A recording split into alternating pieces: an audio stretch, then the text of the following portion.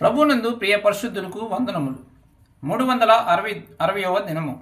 కుటుంబ బలిపీఠం 2 డిసెంబర్ 26. వర్తమాన పేరు గొర్రెల కాపురులకే ఎందుకు కనబడవలెను? గొర్రెల కాపురులకే ఎందుకు కనబడవలెను? డిసెంబర్ 21, 1964. లోకసు వార్త 2వ అధ్యాయము 8 నుండి 11 వచనములు. ఆ దేశములో కొందరు గొర్రెల కాపురులు పొలంలో ఉండి రాత్రి వేళ తమ మందను కాసుకొనుచుండగా ప్రభువు దూత వారి యొద్దకు వచ్చి నిలిచెను. ప్రభువు మహిమ వారి చుట్టూ ప్రకాశించినందున వారు మిక్కిలి భయపడిరి. అయితే ఆ దూత, భయపడకుడి, ఇదిగో ప్రజలందరికీ కలగబోవు మహా సంతోషకరమైన సువర్తమానము నేను మీకు తెలియజేయుచున్నాను. దావీదు పట్టణమందు నేడు రక్షకుడు మీ కొరకు పుట్టియున్నాడు. ఈయన ప్రభువైన క్రీస్తు. వర్తమాన పేజీ చదువుకుందాం. గుర్తించుకునండి, మెస్సియా పట్టణములో జన్మించి ఉండెను. ఒక తొట్టులో ఆయన పరుండెను. గొప్ప దేవాలయము, ప్రధాన యాజకులు, గొప్ప యాజకులు, వేదాంత పండితులు, జ్ఞానులు, శిక్షణ పొందినవారు మెస్సియా కొరకు ఎదురు చూచుచుండిరి. కానీ ఆయన వారి మధ్యనే ఉండెను. కానీ ఆ విద్య లేని, శిక్షణ లేని, సంస్కృతి తెలియని నిరుపేదలకు ఎందుకు తెలియజేయబడిను? అట్టి వార్త వారికి అందించబడుటకు తగదు అనిపించును. అట్టి పనికి వారు అనర్హులని భావించదుము. నా అభిప్రాయం మీరు తెలుసుకున్నారా? అది గొప్పగా మీరు ఎంచకపోవచ్చును, కానీ నా అభిప్రాయం మీకు చెప్పగోరుచున్నా. దేవుని జ్ఞానము బట్టి అది జరిగినదని నేను నమ్ముచున్నాను.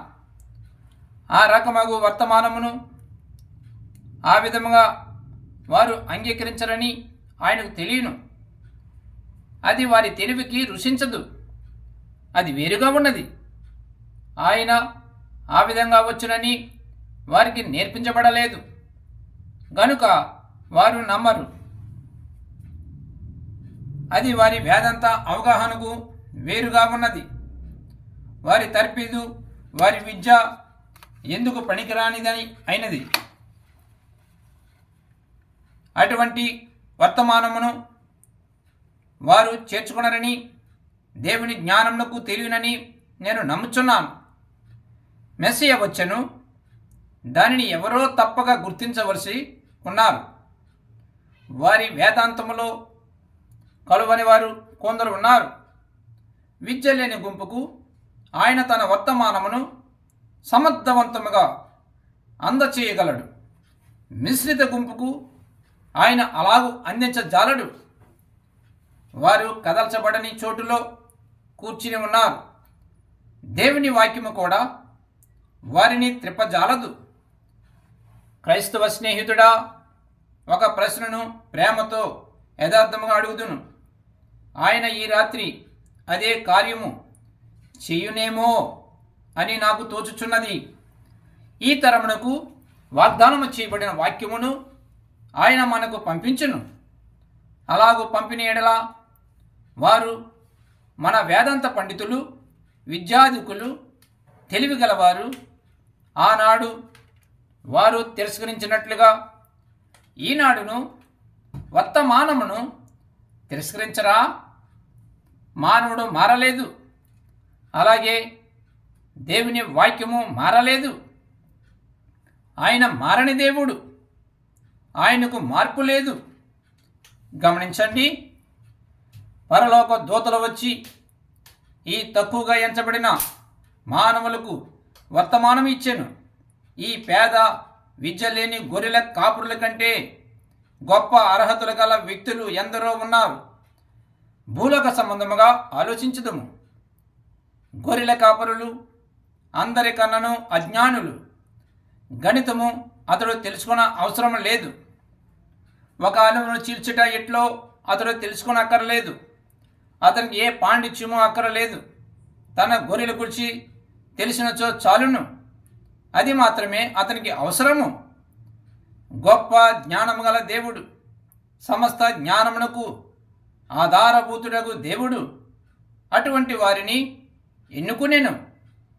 బాగా శిక్షణ పొందిన వారిని ఆయన దాటిపోయెను. దానిని తెలుసుకున్నటికే వారు నేర్చుకునిరి. దీనివలన ఒక సంగతి అర్థమగుచున్నది, వారు తప్పుడు స్థలములో శిక్షణ పొందిరి. దేశములోని ప్రాముఖ్యమగు వాటిని వారు దాటిపోయిరి. అక్కడ ప్రముఖ వ్యక్తులు ఉండిరి, గొప్ప బోధకులు ఉండిరి.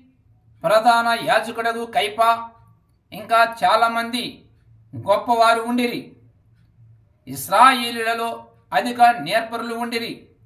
ఇంకా చాలామంది గొప్పవారు ఉండిరి. ఇశ్రాయేలీయులలో అధిక నేర్పరులు ఉండిరి.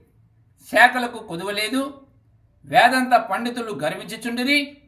దేవుడు వారందరినీ దాటిపోయాను. అది ఏ దేవుని యొక్క జ్ఞానము. దేవుడి పరిశుద్ధ వాక్యం దీవించునుగాక. ఆమేన్.